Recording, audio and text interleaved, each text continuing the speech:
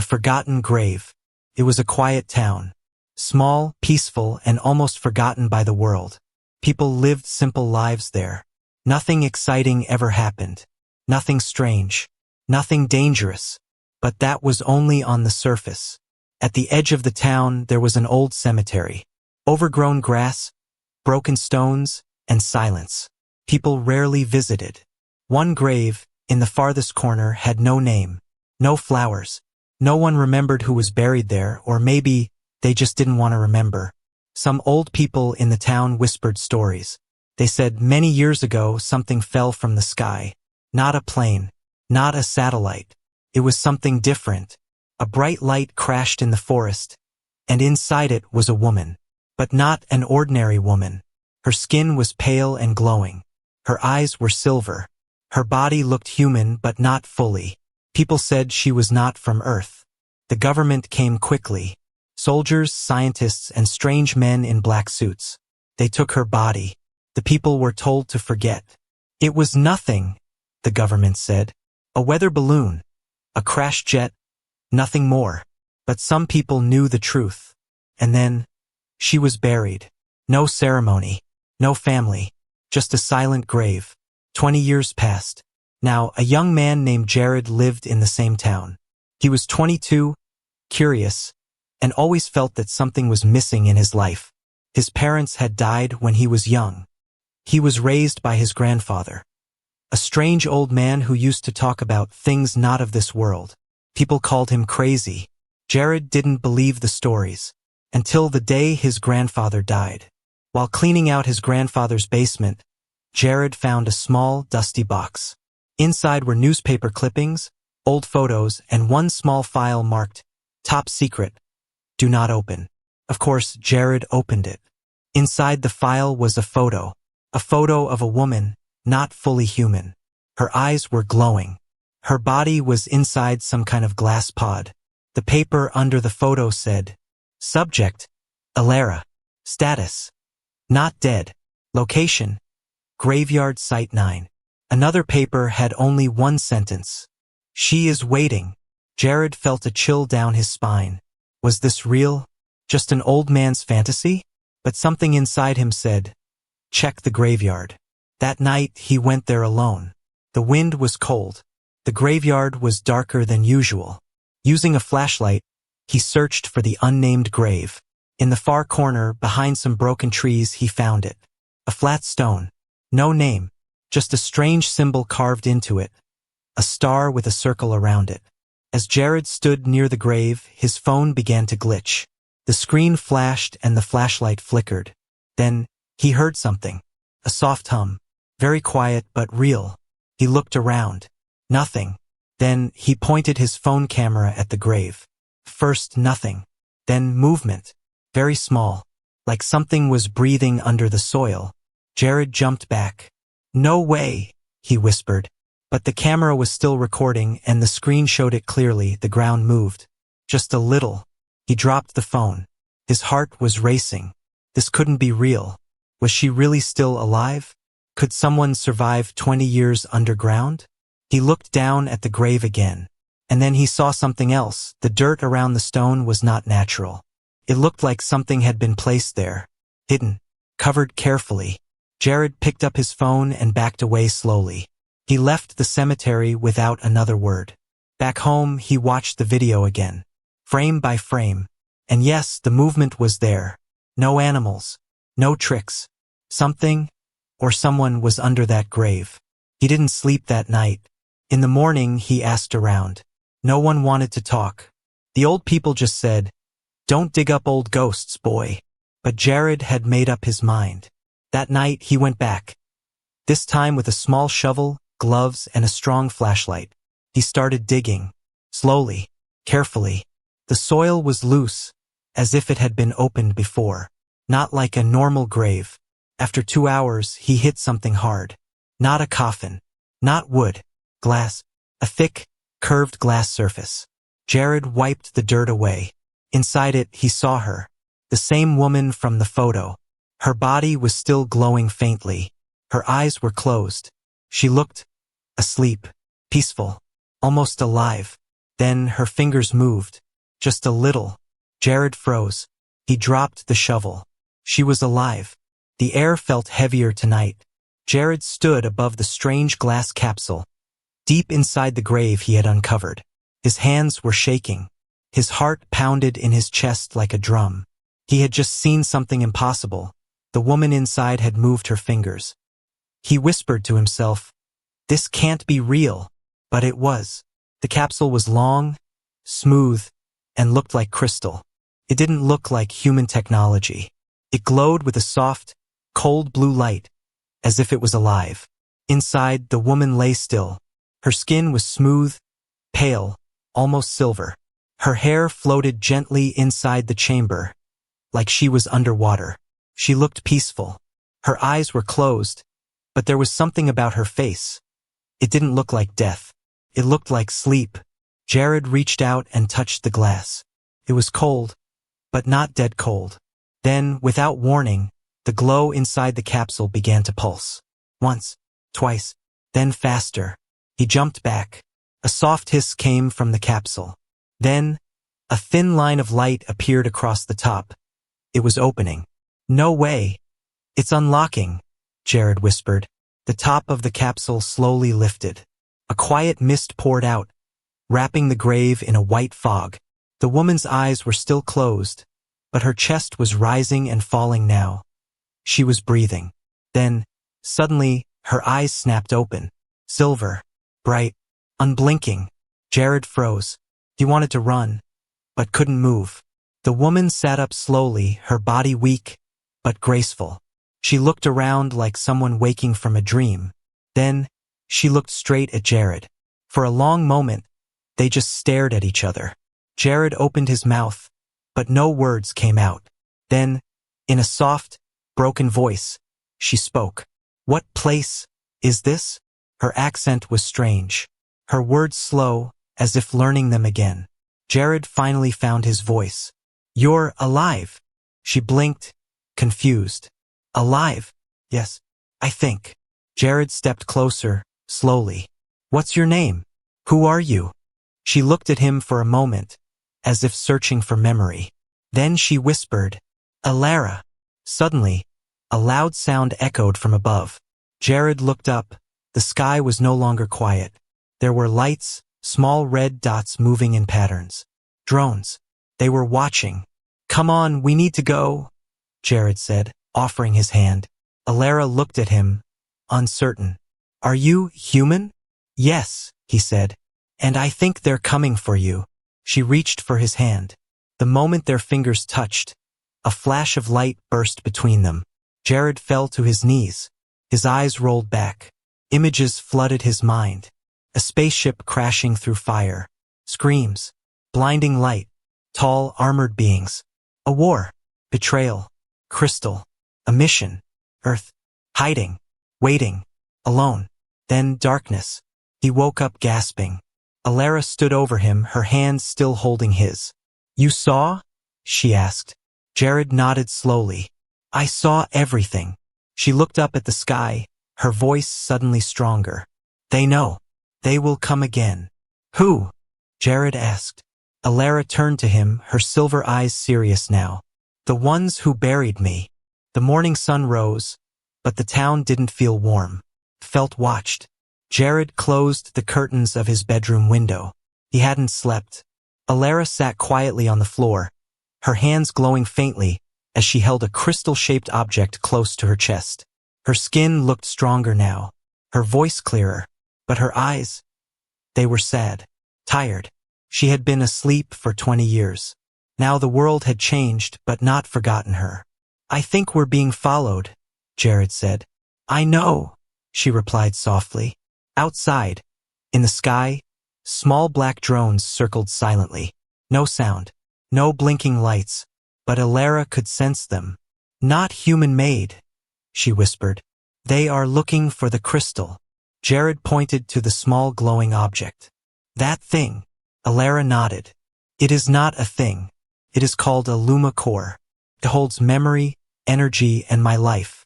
If they get it, Earth won't survive." Jared sat down across from her. "Why?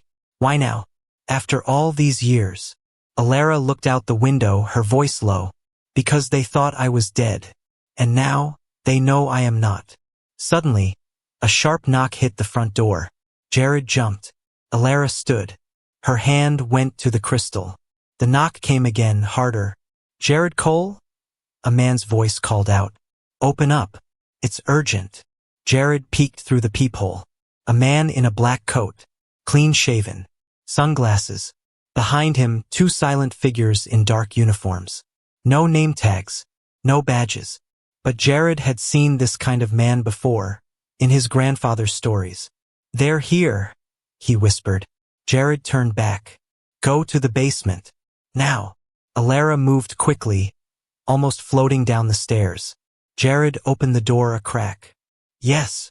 The man smiled, too calmly. Mr. Cole, we're from the National Weather Authority.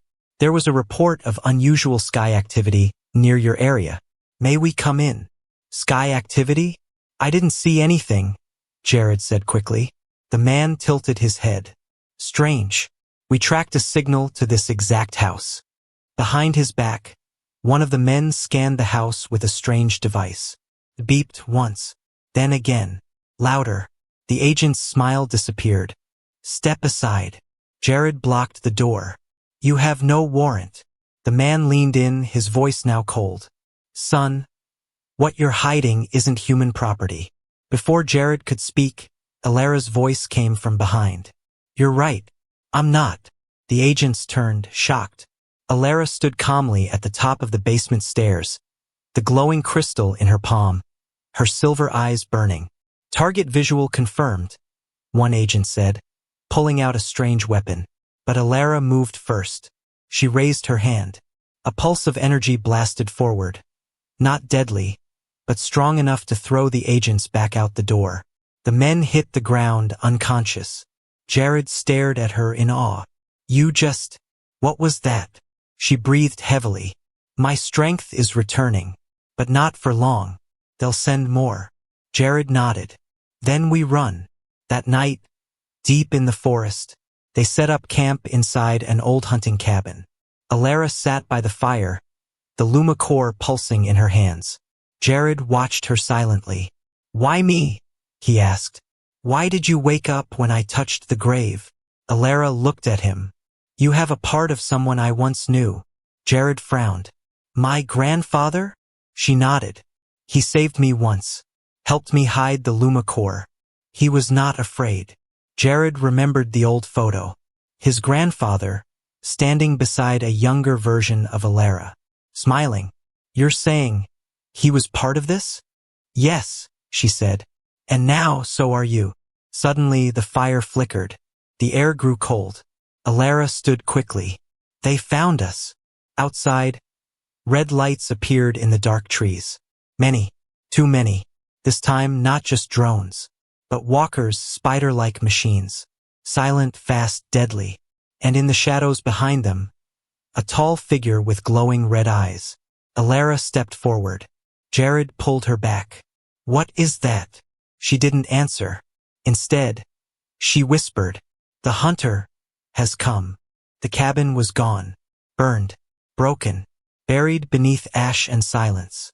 Jared ran through the forest, branches cutting his arms, cold wind in his face. Behind him, machines searched with red lights. They didn't shout. They didn't speak. They just hunted. But he wasn't alone. Alara moved beside him like a shadow. Her body glowed faintly with every step. She didn't seem tired, but she was weaker than before. The Luma core in her hand flickered. They finally stopped near a rocky hill. A crack in the stone led to an old cave. They hid inside. Jared dropped to his knees, gasping for breath. Why are they doing this? Alara stood still, her silver eyes watching the darkness. Because I remember what they want the world to forget. Jared looked up at her. Then tell me. No more hiding. Alara sat down slowly. For a long time she said nothing. Then she began. Milky Way flashback begins. Jared sees what she describes. A long time ago, not in centuries but just decades ago, Earth made contact with something not human. A ship crashed. Not hers, another kind. The humans didn't know what to do. They called for help. Alara's people came. They offered peace, knowledge, protection. But humans wanted weapons. Alara was a scientist, a builder. She came to Earth with hope. She worked with humans to help build defenses, in case the Dark Ones ever arrived. Machines were made, secrets buried, crystals shared. Then betrayal came. Some humans made a deal with the enemy, the ones Alara had warned about. They wanted power, so they turned her in, faked her death, buried her in a stasis capsule. They believed she would never wake up. Globe showing Europe, Africa back in the cave. Jared was speechless. You helped us? And we tried to erase you? Alara nodded.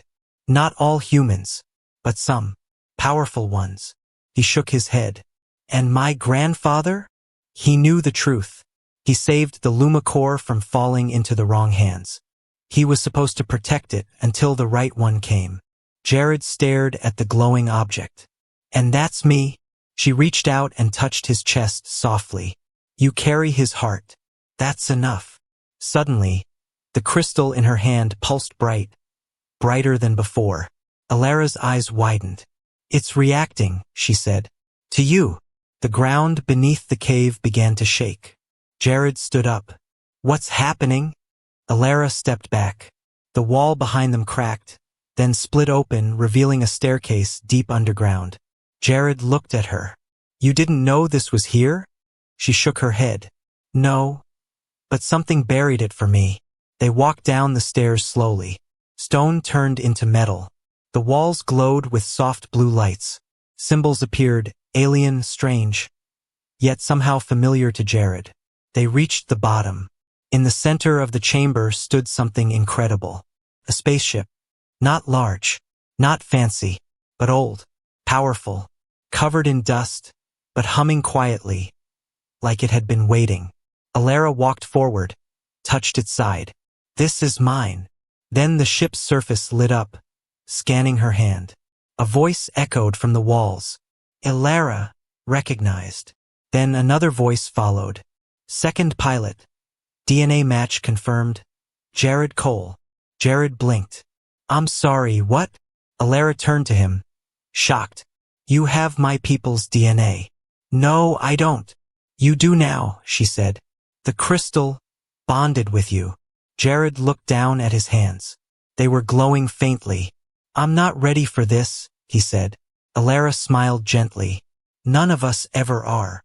Suddenly, an alarm inside the ship rang out. Incoming signal. Multiple life forms. Tracking crystal signature. Alara looked at Jared. They found us again. But this time we fly. The ship was alive.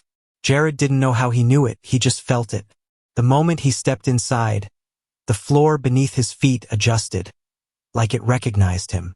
Lights turned on in soft waves, like the ship was waking from a long dream.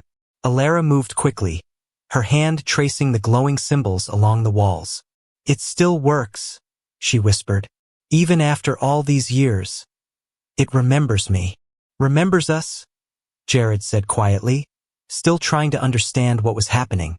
Less than a week ago, he was just a guy fixing broken laptops for money.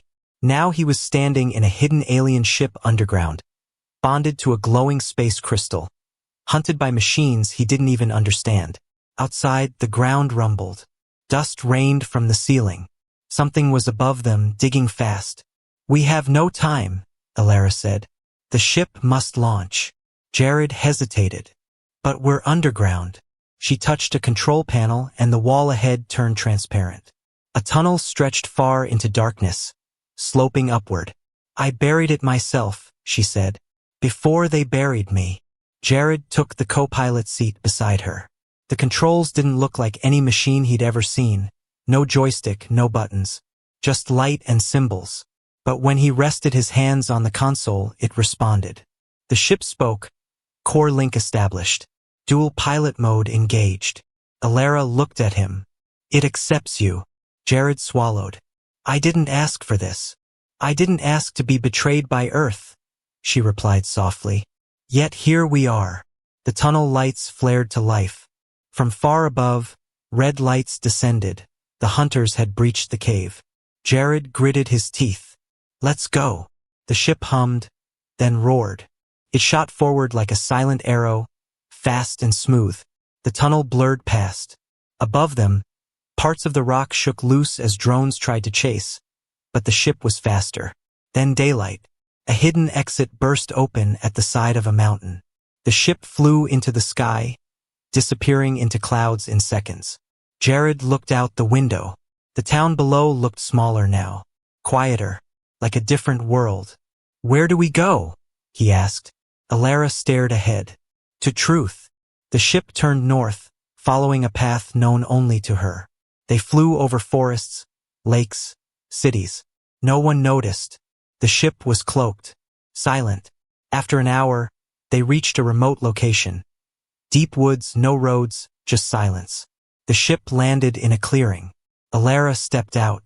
I hid something here, she said. Something your grandfather helped me protect. Jared followed her to an old, rusted metal door hidden under the earth. She placed her hand on it. The door clicked and opened slowly. Inside, a small chamber filled with alien tech. Floating screens, crates sealed in strange material, and on the far wall photos. Jared's eyes widened. His grandfather, standing next to Alara, smiling. Another photo. His grandfather shaking hands with a tall alien man with crystal blue eyes.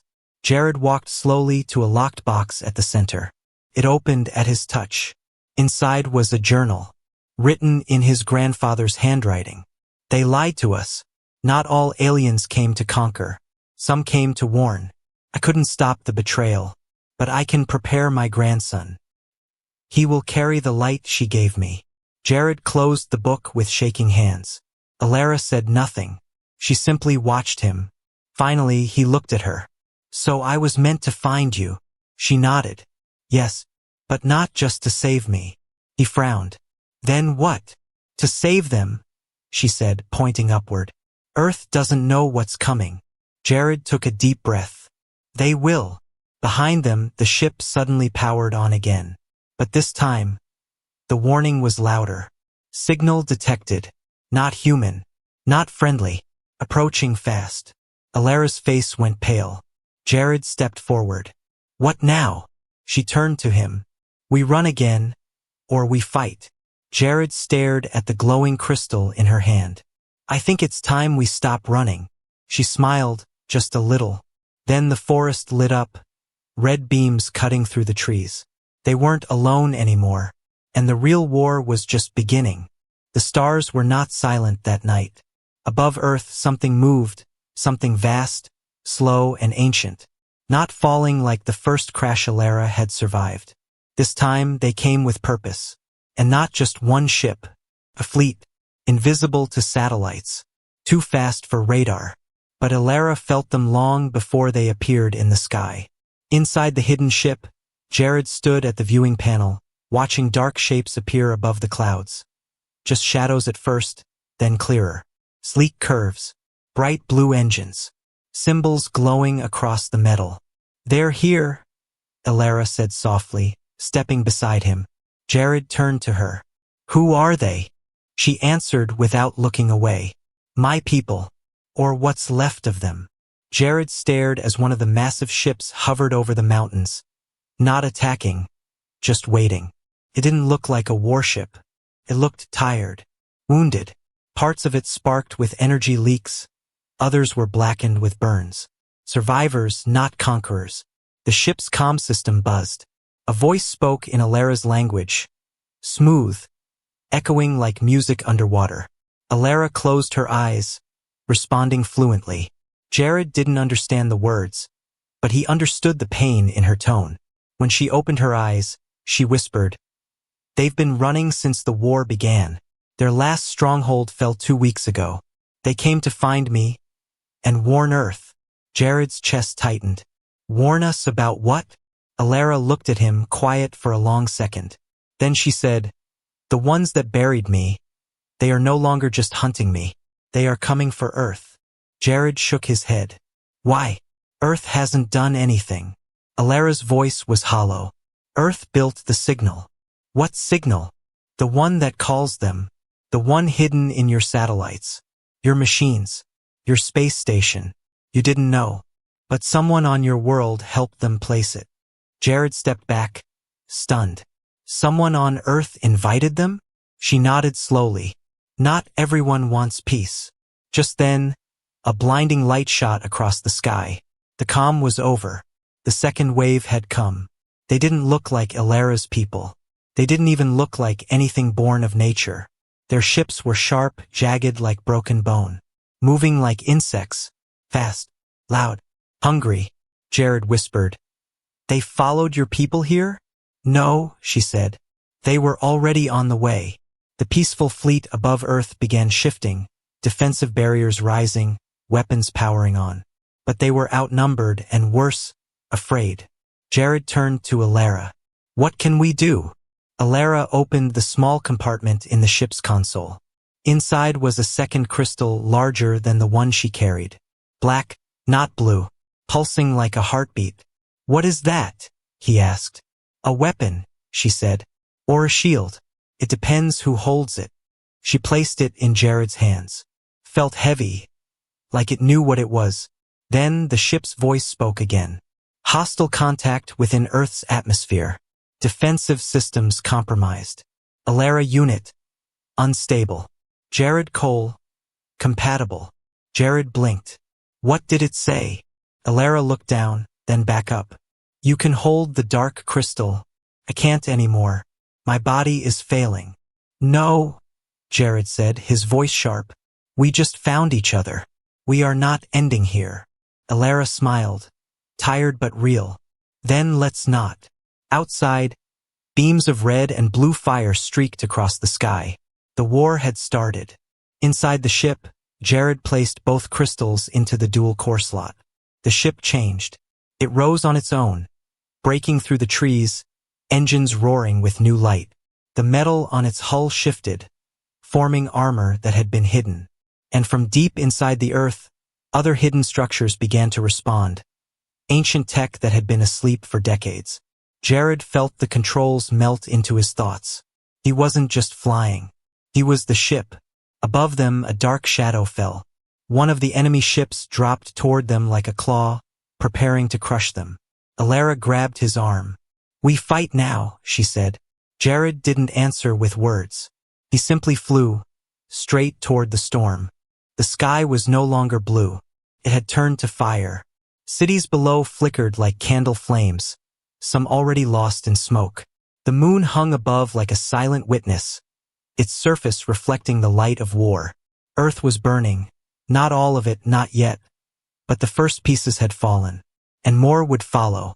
Jared flew through the chaos, the ship now fully awakened. It didn't move like a machine anymore.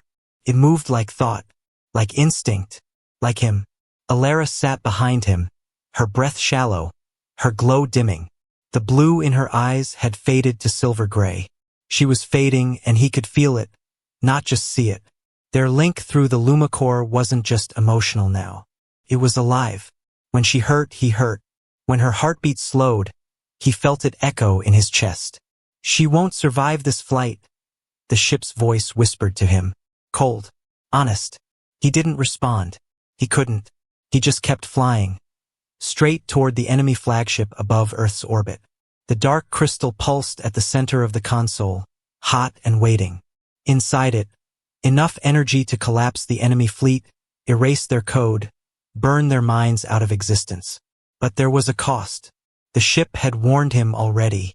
If the dark crystal was used at full capacity, Ilara would die. She was bound to the energy source. Her life had already stretched beyond its time. The crystal had kept her alive all these years. It would not let go gently. Jared opened a private channel to her. You didn't tell me this was the plan. Her voice was quiet. Because it wasn't. But some endings choose themselves. He looked back at her. No, I won't let it end like this. You already did. The moment you picked up the crystal. Above them, the enemy flagship split open like a metal flower, revealing a core engine the size of a city. It began to charge, its surface glowing red, ready to fire on Earth. One strike, one blast, That would be enough. The ship told him again. Dark core ready. Firing will result in pilot survival. Co-pilot extinction. Jared reached out, hand trembling. But he couldn't do it. He looked at Alara. She wasn't afraid. She was calm. I waited 20 years in silence, she said softly. But not to survive. I waited to give Earth one more chance. Tears blurred Jared's vision. No, we find another way. There's always another way. Sometimes, she said. But sometimes, the only way is the hard one. He closed his eyes. And in that silence, something happened. The crystals, both of them, began to pulse together. The blue and the black merged, colors twisting, humming. The ship shook. The console glowed white. The ship's voice stuttered, uncertain for the first time. New signal detected. Core energy fusion. Unknown result. Jared didn't understand. But Alara did. She touched the console, her fingers glowing faintly. You changed the outcome, she said. Jared opened his eyes. What do you mean? She smiled weakly. You shared your life with me. That was never part of the ship's programming. It doesn't know what to do with love. The crystals melted into one beam of pure light and fired. The sky turned silent. No sound. No explosions. Just a blinding white flash. When Jared opened his eyes, the enemy fleet was gone. Vaporized. Erased. Earth was safe. He looked behind him, and she was gone. Only the crystal remained. Cold now. Still. But something inside it blinked. Once. Jared touched it, and heard her voice. One day, I'll return. He closed his hand around it, and smiled through the pain. Above him, the stars watched in silence again. But they were no longer strangers. They were home.